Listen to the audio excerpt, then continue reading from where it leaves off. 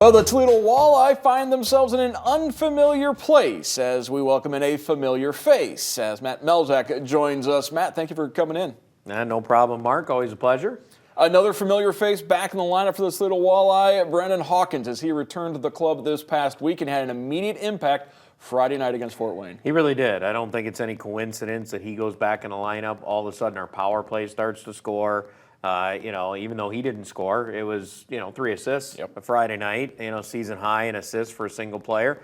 And then, the power plays where we get six goals, you get a home win. I don't think it's all coincidence there. He is a little bit of a catalyst in that regard, and especially in the power play because he's somebody that opposing teams need to concentrate on.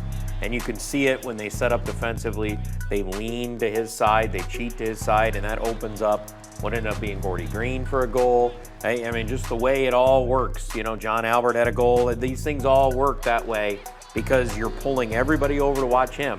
You're keeping a constant eye on him and his terrific shot. That opens it up for everybody else. Friday night, unquestionably the highlight of the week for the Walleye. The hockey fights cancer night, so they're wearing the purple uniforms. They got the win, the first home win of the season. And then the next day, they go to Fort Wayne, and the Comets get their first home win of the season.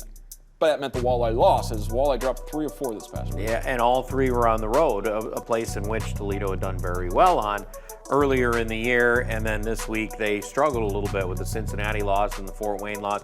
I mean, you can take the Sunday game and probably throw it out. Wheeling didn't play on Saturday. You had to travel overnight. I know, because I was there. Yeah. It's 4 a.m, you're getting in, and you're back at the rink as a player, you're at the rink at 1:30 to get ready for the game. It's not an easy task to come up with a lot of energy in that game, and especially when Toledo fell behind.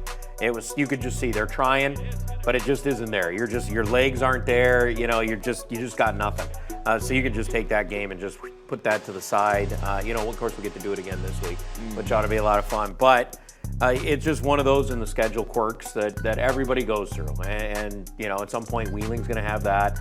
At some point Fort Wayne, all the teams are going to deal with that, and they're going to lose a game because of it. It's just the way it goes, and Toledo will be the recipient of it at some point. We'll be home on a Saturday night and play a Sunday, and a team's got to travel in. It's going to take them 6 hours to get there. There's all those little quirks in the schedule that do happen. But yes, it was a struggle this week. And the offense started to come alive a little bit, looked a lot better. Chances were certainly there, but then you had more pucks going in this past week. So haven't been able to find that balance yet. Whether it's great defense one week, no offense, or it's good offense one week and not good defense. So got to find that balance, Mark. The good news is there's a lot of hockey yet to play. Yes. The bad news is the Walleye find themselves in 6th place in the Central Division out of 7 teams. But there is time to move up. You can't move up immediately. You just got to start stringing together some good hockey. And it starts with just winning little segments. You hear Dan Watson talk about that, those 5-game segments that they do. And you win a segment. You start winning segments and those stack on. Then all of a sudden your record starts to go up. And then you start to gain on teams. So, it is very early, not even a quarter of the way through. There's a lot of hockey to be played. There's a lot of things that can happen and change yet as the season goes along. Some teams' rosters are very good right now. They probably won't be as good in a month from now. And that's why you see the seesaw all the time. And it really is a credit to how good we have been from 2014 to now, to not really have so many of those lulls or a stretch like they're in right now where you're now 3 games under 500. It feels like an eternity since that's happened. It was 2013-14. So it's a credit to how good we've been able to keep this thing going. It's hard to do it every year. You can look at a lot of teams that go up and down like that. Toledo's managed to stay up for such a long time. Every now and again, it might not happen, but this is a team I wouldn't count out yet. So you're saying that the issues are fixable right now? Well, I mean, it depends on how, things could happen. I mean, there's still a lot of time left in the season. You got a lot of guys in the lineup that have done a lot of things in this league and in other leagues that, can still perform at a high level. It's just a matter of when they get there and if it all clicks together. Sometimes I've seen it in seasons past that, maybe it never clicks. It just doesn't work. And then other times you have a bad stretch and then it starts to click and it all takes off. And I reminded somebody this, I think it was the 16-17 season, our power play was terrible at the beginning of the year.